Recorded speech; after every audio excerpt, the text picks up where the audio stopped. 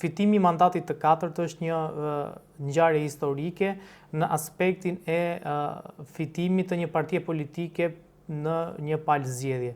Për të folur mbi rezultatin dhe për hetimet e spakut lidhur me shitblerjen e votave, kam të ftuar në një lidhje direkte avokatin e njohur Kujtim Cakrani. Kujtim, faleminderit shumë për këtë mundësi. Faleminderit ju për ftesën, kënaqësia ime. Avokat, si e keni parë rezultatin e zgjedhjeve dhe a mendoni që 83 mandate të fituara nga Partia Socialiste drejtuar nga Edi Rama janë mandate të, po themi, të merituara dhe të votuara nga shqiptarët, pasur parasysh këtu kodin elektoral ku themi që Partia Socialiste ka marrë po të njëjtën numër votash, ndoshta edhe më pak se 2021, por ka marrë gati 10 mandate më shumë. Përveç kodit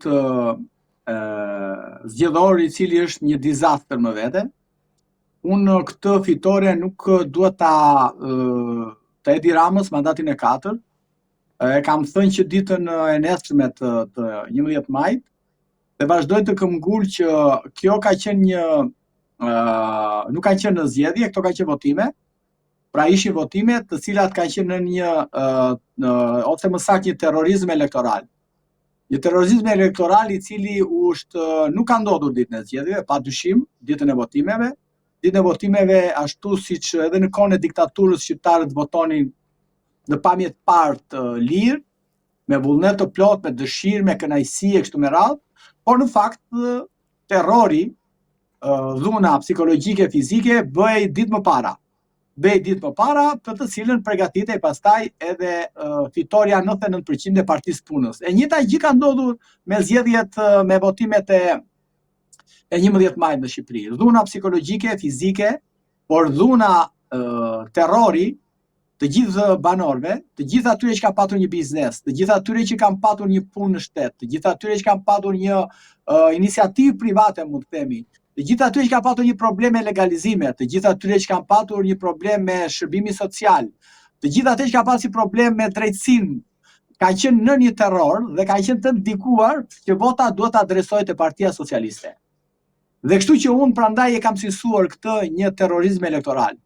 Unë kam qenë dëshmitar i shumë ngjarjeve, sidomos paktën në qytetin e Fierit, ku banda e Ministrisë së Infrastrukturës, një ministri e tërë, si një organizat kriminale më vete, ka vepruar në të 6 bashkitë e qarkut të Fier. Dhe kjo prodhoi atë rezultat që ne e dim, që është 12-4. Pra nga 16 mandate, 4 i ka marrë Partia Demokratike, opozita, dhe 12 i ka marrë Partia Socialiste. Ky rezultat ishte rezultat artificial, mora shembull këtë për mos marrë të tjera bashki, Vlorën e kështu me radhë, por një rezultat artificial që nuk ka ndodhur as në vitin 1997, ku opozita nuk ishte mundësi të bënte as fushat dhe as mundësi të prezantonte kandidatët.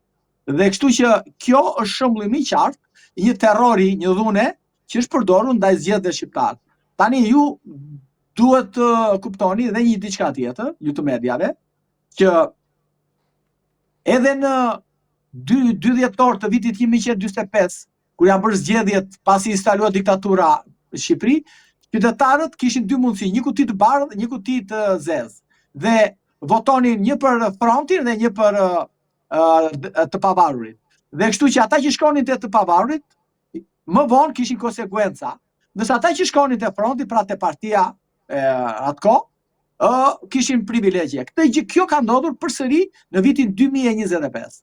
Dhe kështu që edhe atëre, edhe në 45-ën, ishte ambasadori amerikan, por shqyr zotit si vjet nuk ka dalë ndonjë ambasador, që legjitimoi procesin e kriminalizuar të zgjedhjeve atëre.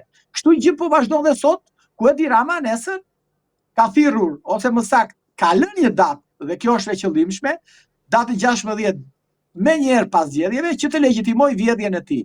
Do vi në Shqipëri Ursula von der Leyen, që është zeqinea e Brukselit, se ajo është zeqinea e Brukselit, do vi të takoj zeqinen e Roskovecit. Imagjinoni ju tani që një Ursula është vetë dje, është marrë një vendim nga gjykata europiane, ku Ursula von der Leyen do hetohet ose do dalin emailët e saj për sa i përket korrupsionit që ka bërë me kompaninë Pfizer për virusin, për koronavirusin. Tani, këta të gjithë, do vi Giorgia Meloni, erdhi ai i Anglisë, që dhe i cili diskutoi që do sjellin emigrant të palishëm në Shqipëri. Giorgia Meloni gjithashtu e ka kthyer Shëngjinin dhe Gjadrin në një kamp si Guantanamo, ku vjen sjell aty të gjithë ata që me probleme të rënda penale në Shqipëri, dhe kështu që do legjitimohet një masakre e madhe zgjedhore, ose më saktë një terrorizëm elektoral. Kështu që unë i qëndroj kësaj linje. Nëse nuk do hetohet terrorizmi elektoral që është bërë në për zgjedhjet e 2025-s, së maj 2025, është e kotë. Hajde merremi me opozitën, pa diskutim opozita ka problemet e saj dhe nuk diskutohet, por nëse nuk zgjidhet ky problem, problemi i madh që është një kancer, mund të themi, që është kthyer në kancer për zgjedhjet e Shqipërisë, që është patronazhimi në mënyrë ekstreme, unë mendoj që Shqipëria nuk ka më shanse të rifitoj demokracinë pasi sot është në autokraci. Avokat, si keni parë punën e SPAK-ut gjatë këtyre zgjedhjeve? A ndoshta duhet kishte bërë më shumë lidhur me krimin zgjedhor, ndërkohë që kemi pasur disa raportime që SPAK-u ka goditur disa, po themi, aktivistë ose po themi antar të partisë së Tom Doshit. Ndërkohë kishim edhe së fundmi një lajm ku SPAK-u besoi se ka sekuestruar telefonin e kryebashkiakut, ku ju sjellën vëmendje edhe atë bisedën ku Rama ju drejtua duke i thënë që Kristian mos luaj me dy porta. Patjetër që me direktiva, sepse nëse do të ishin hetuar padyshim që Partia Socialdemokrate ka mëkatet e veta për sa i përket fushatës, po ka nuanca që dhe ata kanë patur probleme, kështu blerje vota, kanë blerë vota, por masakrën zgjedhore nuk e bëri Partia Socialdemokrate, terrorizmi elektoral nuk e bëri Partia Socialdemokrate, terrorizmi elektoral e ka bërë Partia e drejtuara Edi Rama, dhe nëse duhet ishin sekuestruar celular, do ishin sekuestruar celularët e të gjithë kryetarëve të bashkisë që drejtohen nga socialistët, jo vetëm ai i Vaut të Dejës, sepse ai ka mbështetur Tom Doshin dhe dihet që ai ishi bastioni Tom Doshit, dhe nëse u bë kryetar bashkia u bë po përsëri Tom Doshi, ai zotëria, dhe kështu që Edi Rama i erdhi mirë kur Tom Doshi punoi për nxjerr atë në Vaun e Dejës kryetar bashkie, dhe Don Burrej që kishte marrë dhe Vaun e Dejës zoti Rama, tani që nuk i intereson zotit Rama sepse ai punon për Tom Doshin, për partinë e Tom Doshit, atëherë i nis SPAK-un. Dhe kjo është qartësisht e vërtet tashmë, nuk ka më asnjë dyshim që SPAK-u është kthyer në një seksion i Partisë Socialiste që komandohet direkt për det nga Edi Rama.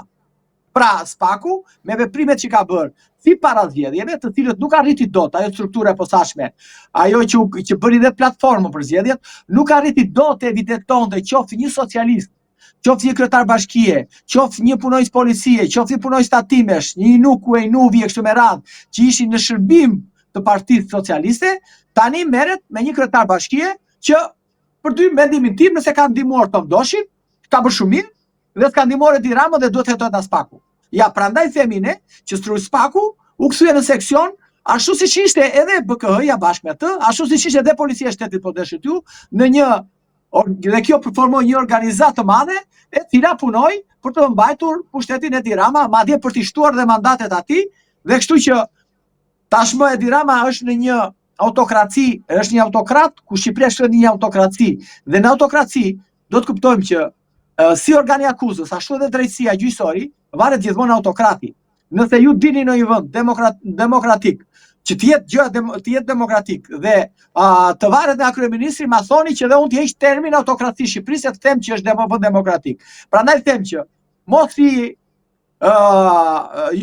ju media që bëni edhe lajmet, padyshim, sepse jeni të klikuara, të shikuara, do të kuptoni diçka. Nuk ndodh asnjë gjë këtu, asnjë hetim, asnjë mbyllje procedimi penal pa Edi Ramën, pa vendosje Edi Rama, e pa dije. Direkt pas zgjedhjeve, SPAK-u, ajo gjykata e posaçme e apelit, vendosi prishi vendimin e gjykatës shkallës parë për Orta Xhashkën dhe vendosi pushimin e çështjes dhe ajo mos hetohet për aferën që ka ndodhur me bashkëshortin e saj që ka fituar statusin investitor strategjik në tokë të vjedhur me prona të vjedhura. Ja pra, kjo është SPAK-u për cilën ne besojmë që dhe i japim merita që gjëja qytetarët shqiptar bëjnë sondazhe dhe qytetarët e dashur kanë shumë SPAK-un. Ja ky është SPAK-u.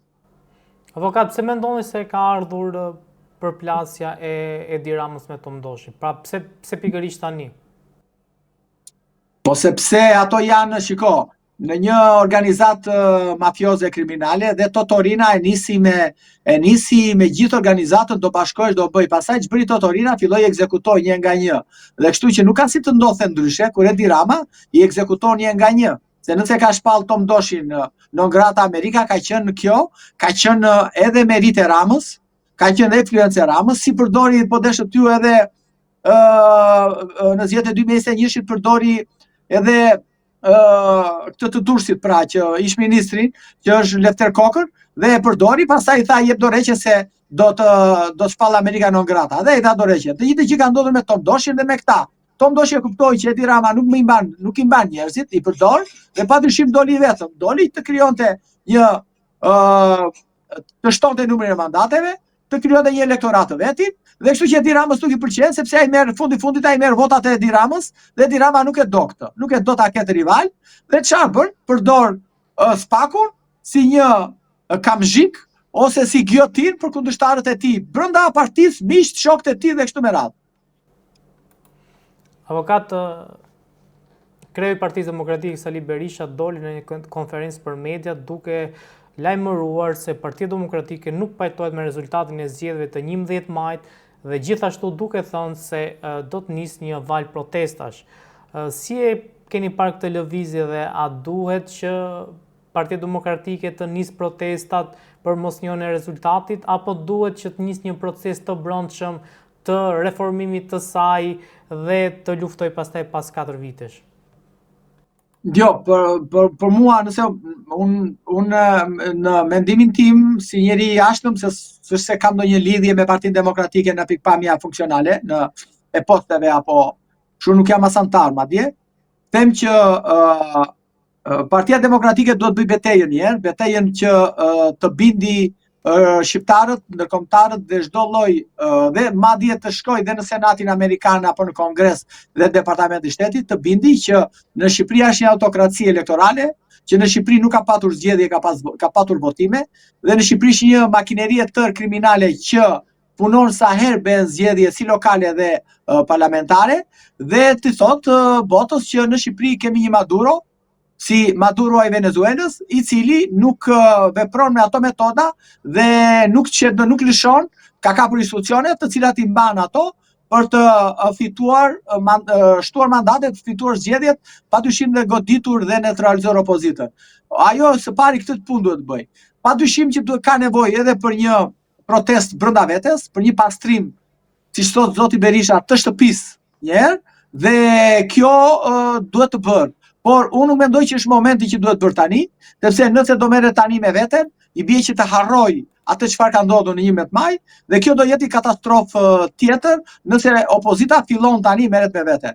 Nëse opozita ka humbur zgjedhjet, unë mendoj që duhet të merret me denoncimin, të mbledhë provat, fakte, të gjitha dëshmitë e kështu me radhë, të bëj publike ato, pastaj të filloj të merret me pastrimin e brendshëm, dhe kështu që për mua dhe unë nëse do isha drejtues i Partisë Demokratike, nuk është se do veproja ndryshe.